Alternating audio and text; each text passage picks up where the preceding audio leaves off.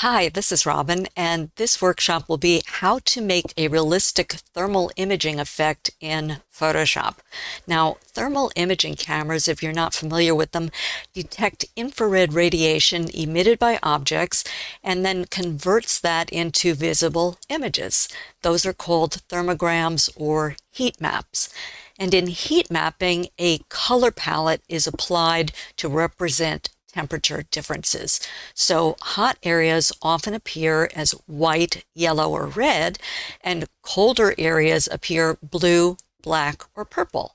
Now, we don't have to be limited by that in creative photography, so I think you can use any color palette you like if you're creating faux thermal images. So here's a couple of examples of what faux thermal images look like, and I've picked two different genres. So clearly it could be used in architecture, and it can be used in geography or landscape type of photography. You can also see that it can be used more subtly and more vividly in almost a neon look. So again, you control the look that you want, even though you want basically a thermal imaging type of look. Now, in this video, I'm going to show step by step how to create a thermal imaging heat map look in Photoshop using gradient maps. And I will demonstrate the workflow on a portrait image. So that's why I wanted to show these others too, to say you're not limited to just portraits. So the same techniques works, as you can see, for landscapes, architecture, still lifes, any of your composites, whatever. What we'll do is we'll build the basic thermal look in 2 quick steps, so it's very fast. And then I will also show you 3 optional refinements that if you want to give your thermal imaging result a more retro or cinematic type of a look. So those 3 optional steps will be adding a LUT, adding noise, and adding scan lines. Now, I will include timestamps in the description below, so if you would like to jump around between the topics or revisit certain sections, you'll be able to get there directly. So let me pause for just a moment here and get set up for the demo. Hold on. Okay, so this is the demo for how to make thermal imaging heat map from a color portrait photo. So you can see it's a straightforward full color portrait. This is a stock image from Pixabay right here. And we have this woman wearing this floral crown that looks like ribbons as well as flowers. Now, I should point out, when you're thinking about trying this, the type of images that will probably work best. So what you want is clear flash lighting on your subject. So, and again, the subject could be a landscape or whatever, but you can see there's nice highlighted areas from flashes and or makeup here. We have high contrast, which is another thing to look for in your image. Sharp details, so things are very clear. It's not mushy at all. And simple, straightforward compositions. So I believe that we've got all that in this sample picture that I want to use for the demo. So that's something to keep in mind when you're scouting.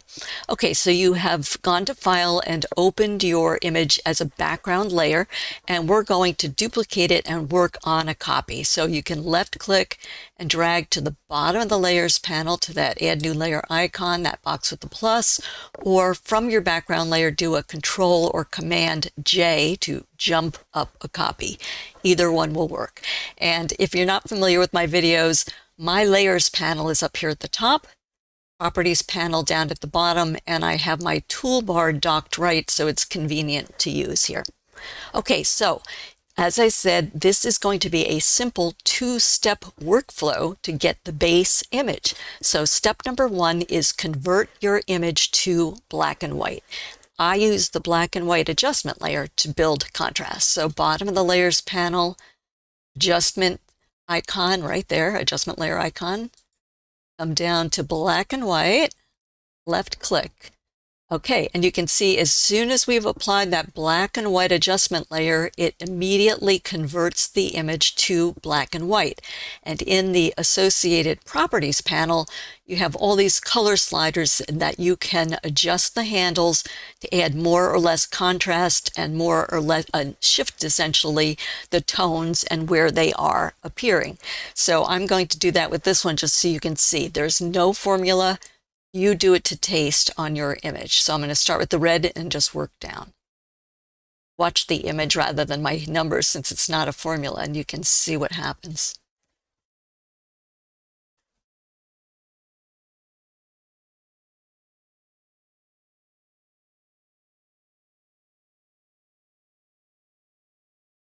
All right, I'll leave mine there for the red. Then I'll brighten it up some with the yellow.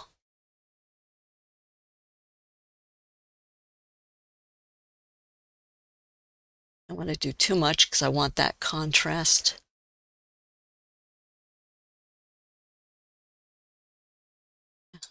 Like a little bit more. All right, let me leave that there. All right, then the green.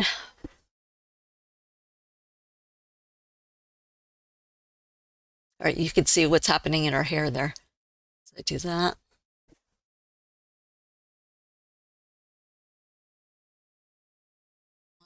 Balance, not too blown out. All right, let me leave that there. And then I don't remember seeing cyans or blues in here. So while you're in the properties panel, see the Sali ball? If you click on that, you can see, and I don't see blues. So I'm just going to skip over the blues, and I will go to the magenta and just add a little bit of magenta too. Yeah, see, if you look at the top of our head, some of the ribbons are being affected there. All right, so I will leave mine there just to keep moving. Okay, so that was step number one. We have converted the color image to a black and white. Step two is we're going to add a gradient map adjustment layer. And you can either use a preset for the gradient or create a custom gradient. So let me first launch that. So bottom of the layers panel, add new adjustment layer icon, that circle with the line. And as I said, we're going to work with gradient map here. And they rearranged the order, so I keep looking. It's almost down at the bottom here. Left click. Okay, so now you can see we've got the gradient map adjustment layer and the associated gradient. It's going from black to white, since that's what's in the color picker.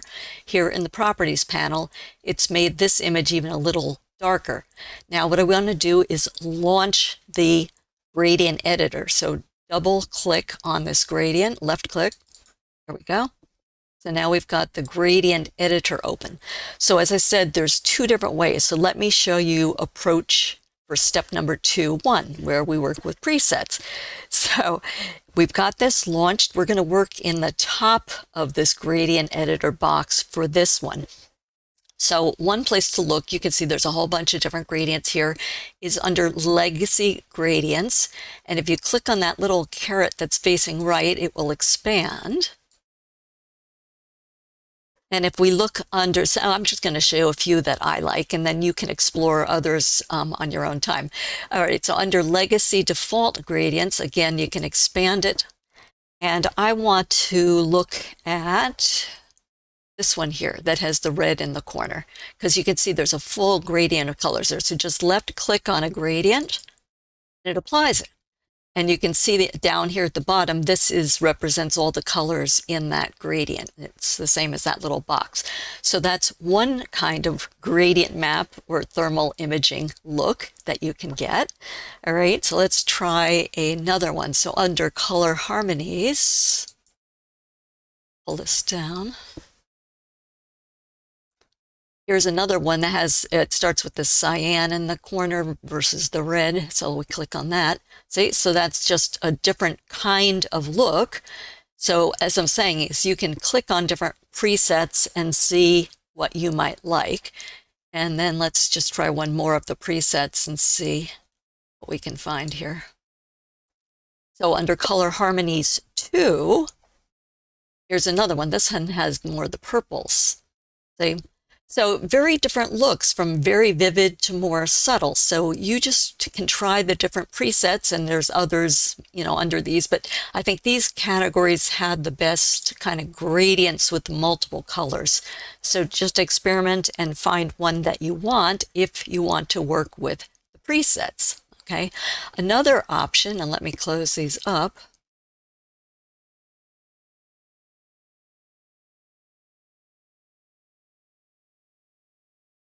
is you can work with your own custom gradient. So let me just cancel this because we'll go through the process just so you can see it again. Okay, so again, we've got our gradient map adjustment layer open. Double left click on the gradient itself, and this time in the gradient editor we're going to skip over these presets and come down to this gradient at the bottom, and you can create a custom gradient. The way to do that is you click below this gradient bar. So for mine, I think I will start with the black, and then I'll click left click once below here, and I've added a new stop. So these little squares are called color stops. So the first one here I'll leave black. This one, if I double click inside it, it brings up the color picker. Here we go, right here. So then you can pick your own color that you want to use. So for mine, I think I will add a magenta color. You can either click somewhere on this vertical bar to get into the color space that you want, or you can click on a handle and just pull it. So there's the magentas. Oops, it pulled it more down into the purples when I released. There we go. Right, so you can see what that's doing.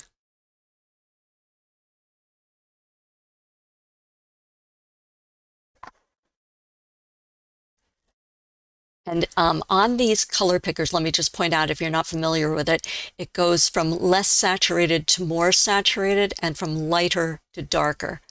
So I think I want it to be more saturated, but maybe a little darker. Okay, so let's just say that's good. Once you pick a color and click to place that dot where you want your color, the upper square shows you the current color that you're on. Click OK to accept it, and then you can come back down here to the bottom of the gradient editor and click again to add another color if you want. So click down there, and you can do as many or as few as you want in terms of the colors. All right, so again, I will double click in the square to bring up the color picker. This time I think I will add a blue, so I want it to be pretty dark to contrast with that, so that's pretty good. So I'll click OK again to accept that blue. Then again, I'll put another click below the gradient bar, left click, double click inside the square, and I think just to add a little interest relative to the dark blue, I'll add sort of an aqua or a turquoise color. Yeah, that I kind of like. Okay, say okay. All right, and then next, maybe just to stay in that same kind of color family, I will add a green. So again, I'm clicking below the gradient bar, double clicking in that square. And this time, let me do it this way rather than just clicking in there. I have a fiddly mouse, so.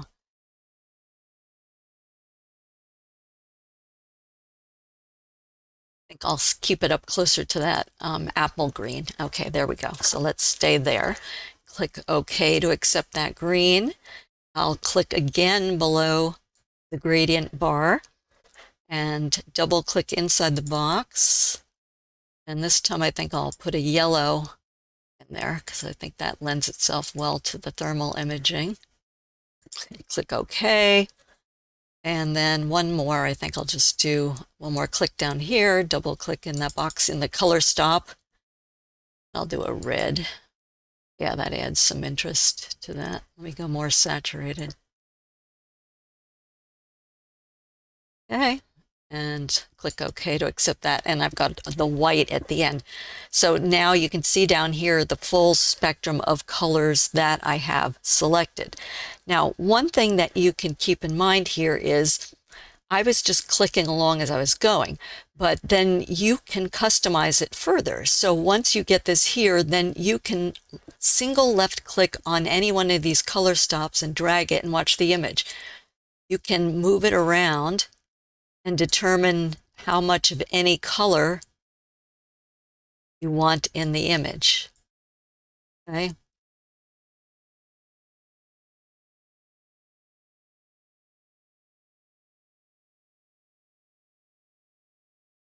I'm just clicking on the color stop and left clicking and dragging.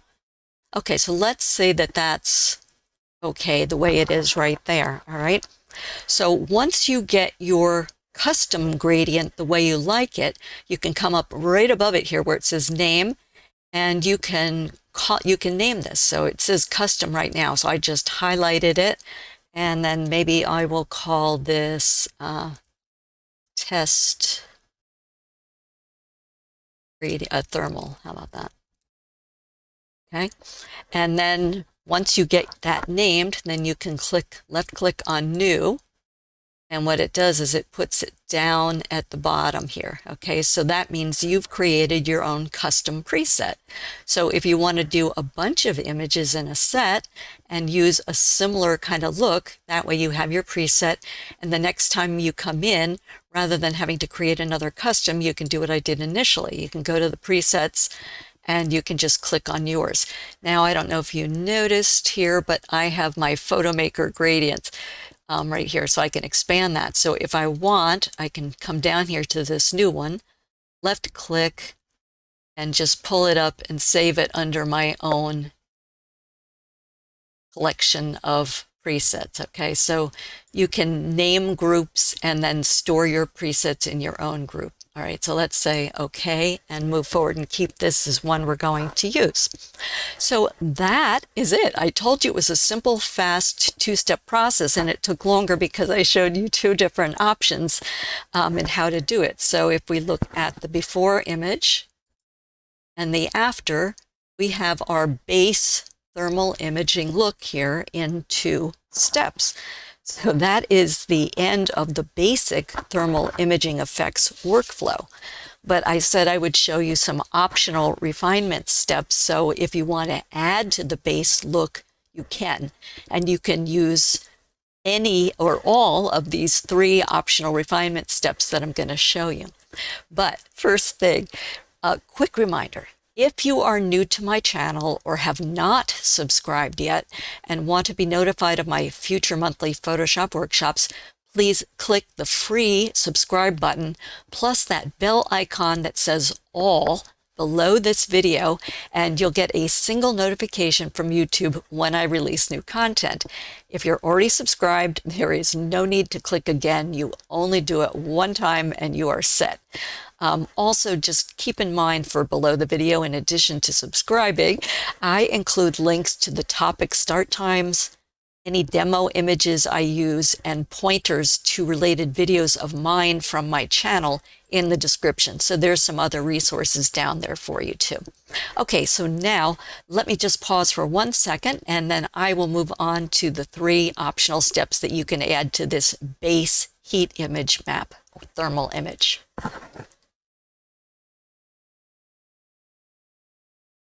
Optional step number 1 is to add a LUT. And that's an abbreviation for lookup table. Now, a LUT is essentially a finishing color overlay filter that alters the look or mood of an image. So to add a LUT to your faux thermal image, you'd go to the adjustment layers, bottom of the layers panel down here, the circle with the line through it, come down to where it says color lookup, highlight that, left click. Okay, so now we have a color lookup layer. Go to the associated properties panel, and again, your properties might be at the top, but it'll work all the same. Come to where this little thing is that says 3D LUT file, come across and click on the down arrow. This is a list of LUTs, okay? So this is the whole list. Now, I have downloaded a bunch from the web. I have created a bunch of custom LUTs. So my list might be longer than yours, but Adobe does provide a base set of LUTs. You can always get more for yourself if you think you want to do this kind of thing. But I will show you some of the ones I like, and hopefully they're part of the basic set so that you can try them if you want to too. So one of the ones that I like is a Kodak. Where is it? So these are alphabetical order, by the way, and you'll see they have different extensions. So some are .cube, some are .3DL, so it just varies, but they're all LUTs. All right, so I'm looking for the Kodak 5218, 2383. Okay, so I will left click on that and see it kind of dulled the look a little bit, but it gave it a different look. So again, that might be the kind of look that you're looking for if you don't want too vivid. So that's one LUT option that I use pretty regularly. Then let's come and try another one. And again, you can just go right over them. And the stays in alphabetical order, so we can move up here if we want to. Here, Fuji is another one. Fuji Eterna 250D. And I like the 3510 often. So again, watch the image. Yeah, see, so that's a richer kind of a color set. So again, you'd have to decide if that's a look you like. And then one more, let me show you here under the 3D LUT files down here on the right. Click that down arrow. And I'm going to look for crisp warm, okay? Left click. Yeah, so I like that because that sort of brightens it up a little bit. Let me just look and see. Yeah, see, it just gave it a little bit more pop. Okay, so this is, I'm going to label this option 1, which is to add a LUT to your base image, okay? All right, so that is something you can experiment with, is adding LUTs by going to the Add New Adjustment layer, going to Color Lookup, and then experimenting with different color LUTs if you want to try that. Option number 2 to build on the basic thermal imaging look is to add noise, and that'll give you a little bit more of a retro look. So to do that, let me I think what I'll do is I'll add a stamp layer here. Bottom of the layers panel, add new layer icon, that's the box with the plus. And then to add the stamp layer, I'm going to do a Shift, Control, Alt, Option, and E. And that's the stamp layer there.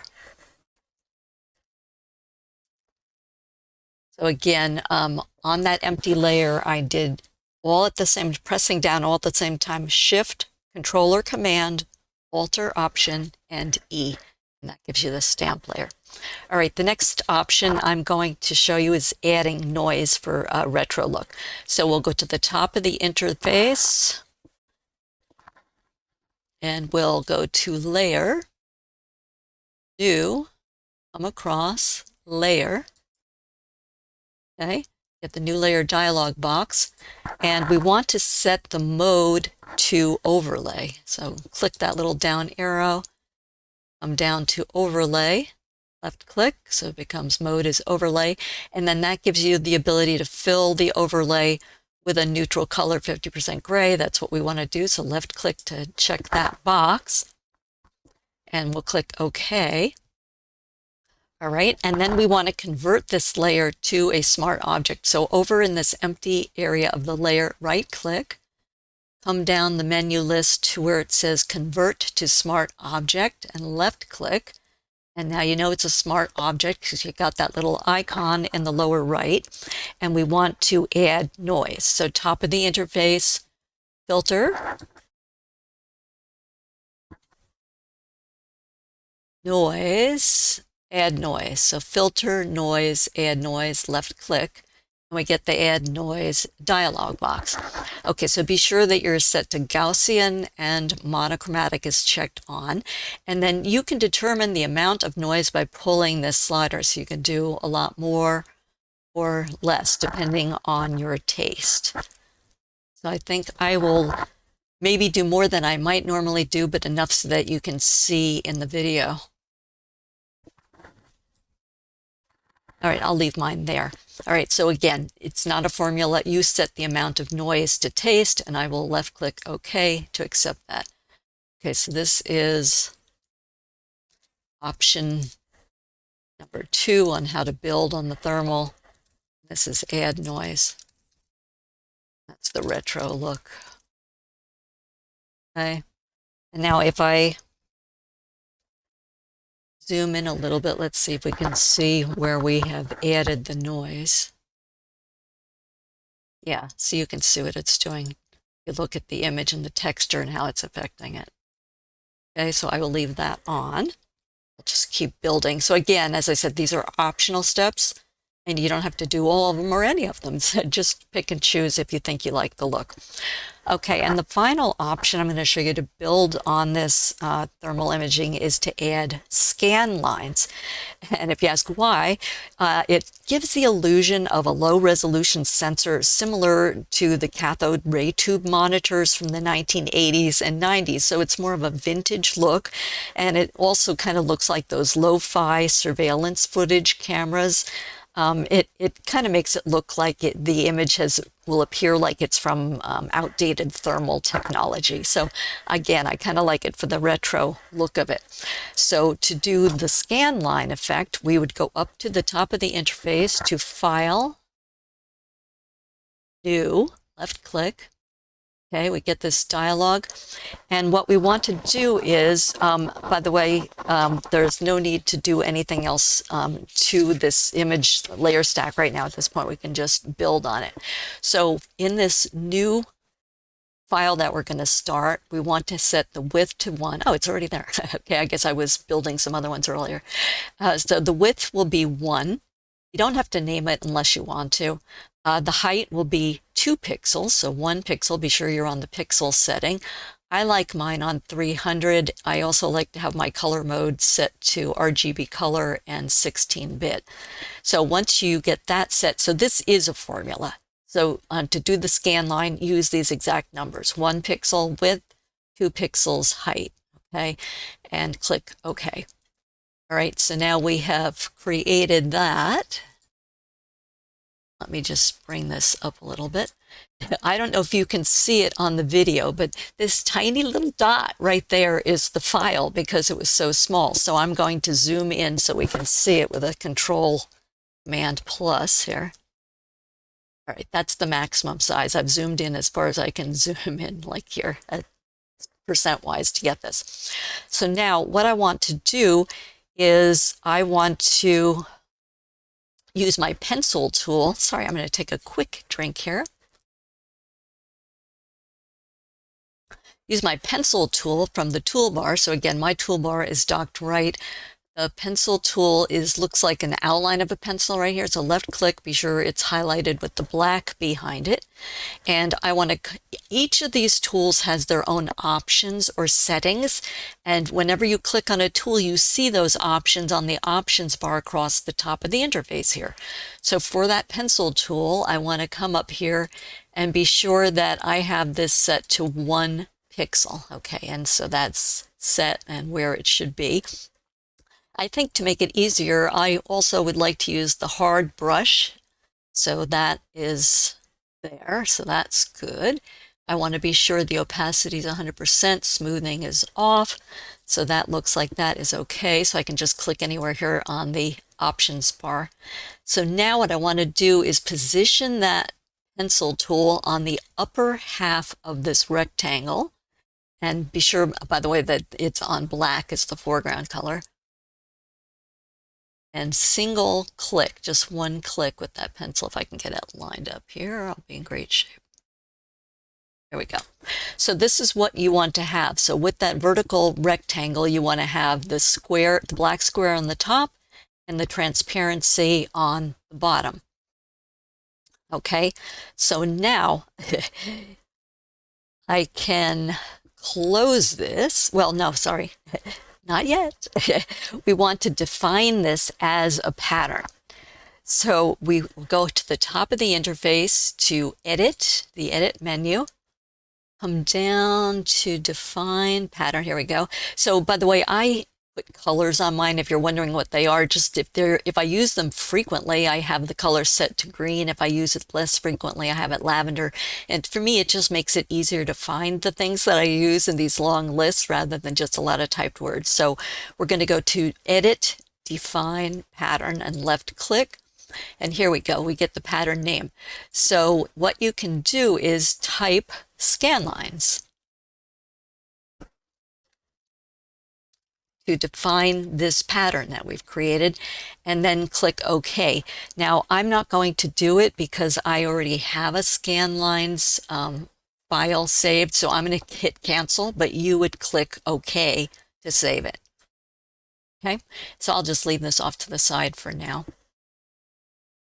All right, so now what we want to do is go back to our image. We're going to be working above, at the top of the layer stacks. We want to keep building on it here. And we want to add a new empty layer. So bottom of the layers panel, add new layer icon with the box plus, and we get that empty layer. And we want to fill it with 50% gray. So we'll go to Edit, Fill, left click, and 50% gray. So click OK. So now we have a completely gray layer. It's hiding everything else below it.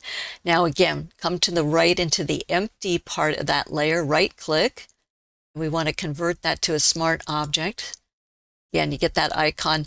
We like to do the smart objects because you'll see what you get is when you return to the layer stack, you get sub layers with a mask and the function that you worked with. And what you can do is you can double left click on that function if you want to make adjustments to the settings without having to start all over again. So that's the benefit of working with that. Okay, so this is the option number 3 we're working on now. Scan lines effect.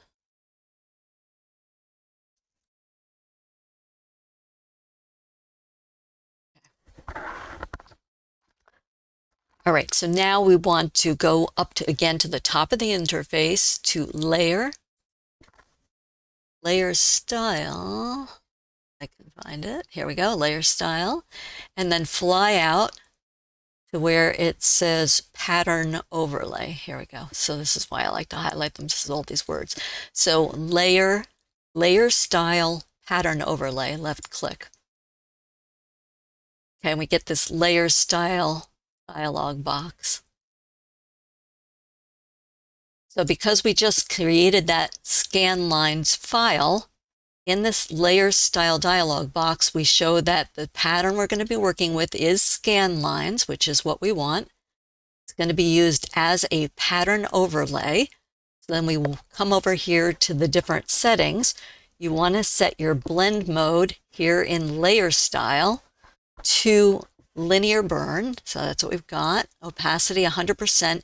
Here's the pattern right here. See, it looks just like the one that we created for the scan line. And then for scale, I'd say anything above 100% would probably be good, but you can try moving this handle and you can see more to the left is less visible scan lines, more to the right is very large lines. So I'd say, again, no formula, but just, you know, pick something that you like. So I'm, again, I think going to err on the side of a little bit bigger, just so it's hopefully easier to see in the video. Watching the scan lines here to see where they go. Well, that's a little bit much, so why don't I go more around 530 or something like that. Okay, so now you can see this is the pattern that we are going to be applying. All right, so once you get your lines width or the visibility level that you want, click OK here in the layer style box. Left click. All right, so now that has been applied. Obviously, it's hiding everything else in your stack. So in order to get this to work properly, you have to come back to the layers panel, come to the blend modes, which usually has normal as the default, and open that by clicking on that down arrow. And I'd say either use overlay or soft light. I tend to like soft light, so I will use that. And you can see this is very obvious, so you can do it at a lot lower setting than what I used on mine, but I just want you to be able to see it, okay? And then you can, right next to the blend mode here, just come across in the layers panel to opacity, because that's really intense, and you can lower the opacity.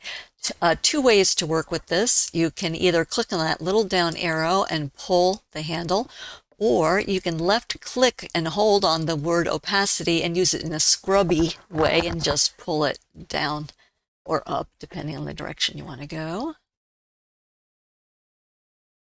Again, I'm just watching the image to see where I am. So let me zoom in so we can see what this is doing. Okay, yeah, so you can see that the lines are there, but they don't look anywhere near as intense as it did before.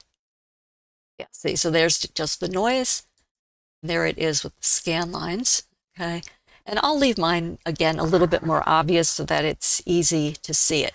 Now, if the lines look too distinct for you and you want to soften them a little bit, you can use a Gaussian blur. So again, we're still on that same layer. Oh, and by the way, so let me just come back here. So I remember how I told you with the smart objects, you get these sublayers. So if you double left click on pattern overlay, see, it takes you back into the settings. So let's just say for laughs that this was too much. So I want to lower it a little bit.